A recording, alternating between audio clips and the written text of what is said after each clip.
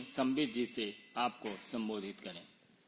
धन्यवाद संजय जी और मित्र के हमारे प्रेस के सारे मित्रों को बहुत बहुत अभिनंदन, बहुत बहुत स्वागतम। आज आप जानते हैं 26 तारीख है, 26 जून है। स्वाभाविक रूप से एक महत्वपूर्ण दिन है, ऐतिहासिक दिन है।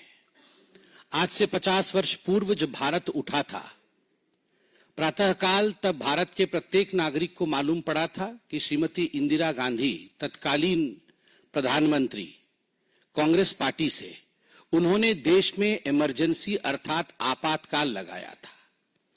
और आप देखिए विडंबना कि आज 26 तारीख को 18वीं लोकसभा चल रही होती है और माननीय ओम बिड़ला जी दोबारा चुन करके निर्वाचित होकर स्पीकर बनते हैं। लोकतांत्रिक प्रक्रिया से निर्वाचित होकर स्पीकर का निर्वाचन होना, जनरली हम इन विषयों में हमेशा कंसेंसस देखते हैं, मगर एक लोकतांत्रिक प्रक्रिया से गुजरकर ओम बिड़ला जी दोबारा स्पीकर बनते हैं, वाचस्पति बनते हैं। वाचस्पति के कुर्सी पर बैठने के पश्चात उन्होंने माननीय प्रधानमंत्री जी से कहा कि आप अपने मंत्रिमंडल से तारुफ, इंट्रोडक्शन कराइए।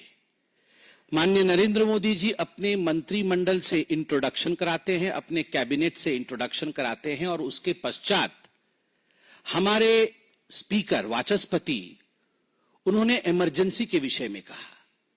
इसमें कोइंसिडेंसेस क्या क्या है देखिए। 26 तारीख का कोइंसिडेंस है, कोइंसिडेंस है कैबिनेट का।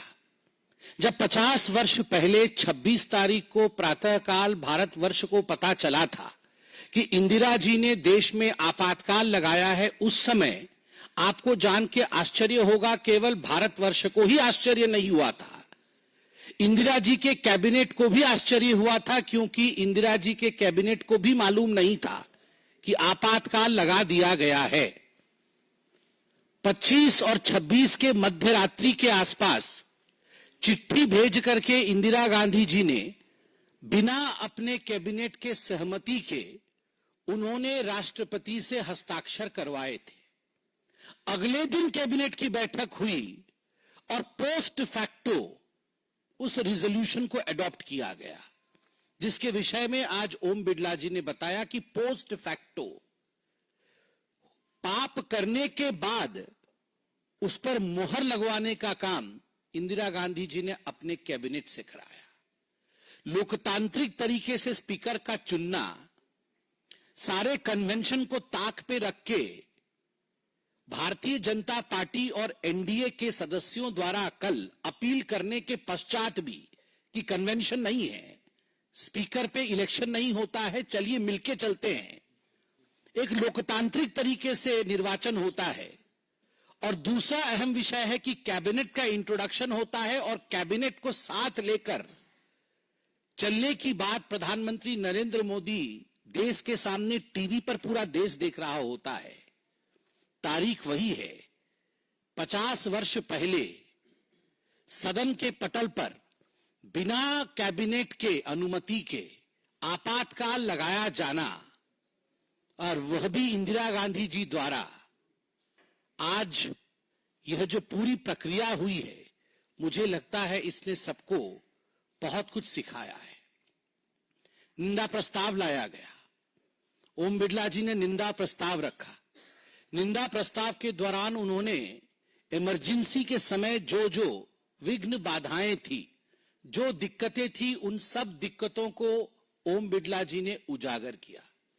उन्होंने याद दिलाया कि किस प्रकार से मीसा कानून में परिवर्तन करके नेचुरल जस्टिस को बाधित किया गया था, हजारों लोगों को किस प्रकार जेल में डाला गया था। और मैं बता दूं, 1,40,000 लोगों को जेल में डाला गया था, लगभग 22 कस्टोडियल डेथ्स हुई थी। और जिन लोगों को जेल में डाला गया था, आप तो अटल बिहारी वाजपेयी, आडवाणी जी और जो हमारे जनसंघ के लोग थे, नेता थे, उनके नाम से आप अवगत हैं।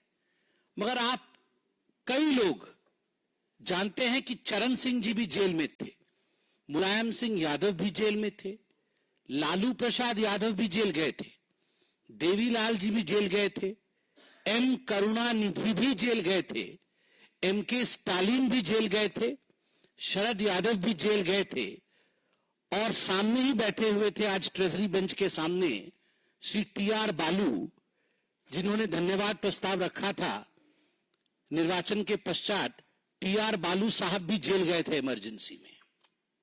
विडंबना देखिए, जैसे ही निंदा प्रस्ताव इमरजेंसी के ऊपर ओम बिड़ला साहब रखते हैं, तुरंत कांग्रेस के जो सदस्य हैं वो सारे खड़े हो जाते हैं, हो अल्लाह शुरू कर देते हैं कि ये अनडेमोक्रेटिक है, ये उचित नहीं है, काहे का इमरजेंसी, कौन सी इमरजेंसी, हाय हाय तौबा तौबा, सब शुरू हो जाती है। वेल के तरफ कांग्रेस के एमपी भागते हैं। मैं पीछे बैठा हुआ था, मैं भी देख रहा था आश्चर्य से कि कांग्रेस के सारे लोग तो भाग रहे हैं, मगर समाजवादी पार्टी के लोग सब बैठे हुए हैं।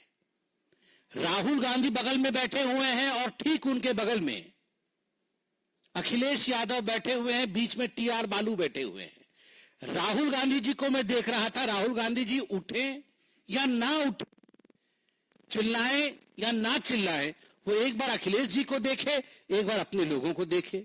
सारे लोग उनके खड़े होकर चिल्ला रहे हैं, वो उनको देखे, फिर अखिलेश जी को देखे, फिर टी.आर. बालू जी उनके बगल में ही है।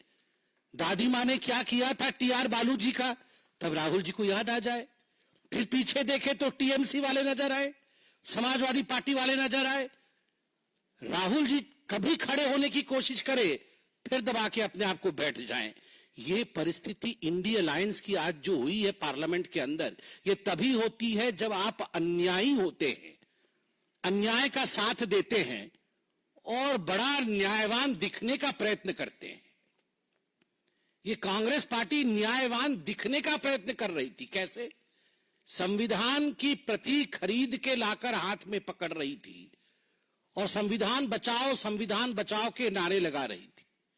राहुल जी, संविधान की प्रति खरीद के लाके हाथ में पकड़ने से संविधान नहीं बचता है। संविधान के प्रति हृदय में सम्मान होने से संविधान बचता है। 42nd अमेंडमेंट क्या था? 38, 39, 40, 41st and 42nd amendment.